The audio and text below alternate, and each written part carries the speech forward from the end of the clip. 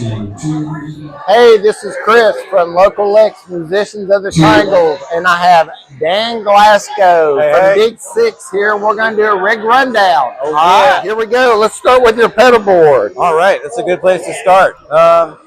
Basically running first into the tuner. Everything's running through this switcher in the front. Okay. So I don't actually have to tap dance on everything else that's going on there. Let's see, I'm running into the wah first. The MXR micro amp is kind of like just for keeping my levels consistent. So like when I switch from like single coils to humbuckers or something, I don't have to worry about where things are at going into the amp. Basically my amp is just like running clean. So like all the drives are coming from the pedals. I've got the Nunavur Neuron there, just a little hint of gain, and a little bit of compression. That's basically like kind of my always on, kind of, adds just a little bit of hair to the clean sound to thicken it up a little bit. Let's see, what am I going to next? I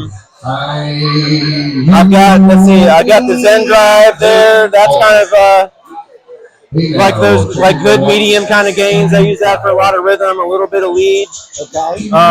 Actually, there's something underneath that, which is basically like my cheap knockoff of the King of Tone. I call it the King of Clone, but it's not as good as the real thing. But for $40, as long as it works. It works. I can't, and again, like that's like just like for the really low gain stuff. Just a little bit of rhythm just to kind of fatten things up. Yeah. Where am I? I got the Rev there. That's kind of like my highest gain pedal probably. That's been on there for a while. I've got the Mesa Boogie Goldmine. That's a really dark kind of pedal, but it sings, so I keep that around for leads mostly. Okay. The Strymon Mobius there, that's basically all my modulation, chorus, phaser, a little bit of Leslie effect, some flanger, a bunch of other stuff on there. That's probably like the underused pedal because there's a lot of stuff in there I don't touch. Yeah. Then running into the Tumnus, that's kind of also my always on, just kind of patterns everything up. Yeah. And then the Jackson Audio Bloom there is, again, like just a little bit of extra compression to kind of even things out. A little bit of a mid boost. Yeah, just got the timeline for handles all the delay stuff, and I use that Timmy is basically like a boost for my leads. Okay. All right. You want to go to your amp next? Go to the amp. Still running this little Rad D20. Just got enough punch to kind of, for a setup like this. Into the 2x12 cabinet there. We're actually micing it today, but again, like I said, I basically keep that like pretty clean. It's just there just to give you that nice tube warmth, and everything sounds good. We're actually micing the cabinet today, but sometimes I'll it's got like the 2 notes. Yeah. It's got a 2 notes caption built in the back, which is kind of nice. They got the tiny board, which I run the acoustic through, but mostly I just use that for the tuner and for some things like a little bit of the echo reverb. The other pedals you see there are not even in the chain right now. Right. And then I got this awesome little red eye direct box, which just makes all the acoustic stuff sound really amazing. Okay, cool. All right, let's look at your guitar. All right. As long as it's here, running the little Taylor there. Now, is that tune standard, or are you in a... That one's in like a weird open G tuning right now. Okay.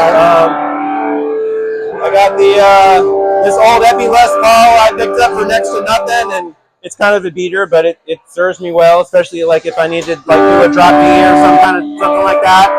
Because everything else has a floating bridge on it, so it's nice to have the option to retune on the go. This old Ibanez Prestige, I've had this for a while, back since we played together. It was the #1 for a long time. It's kind of a holding up like the E flat tuning for the most part now, but I miss it.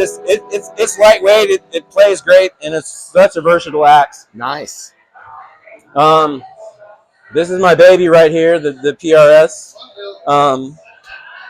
This got the piezo pickup in the bridge too, so I'll run this one as an acoustic sometimes. Okay. And what strings are you using?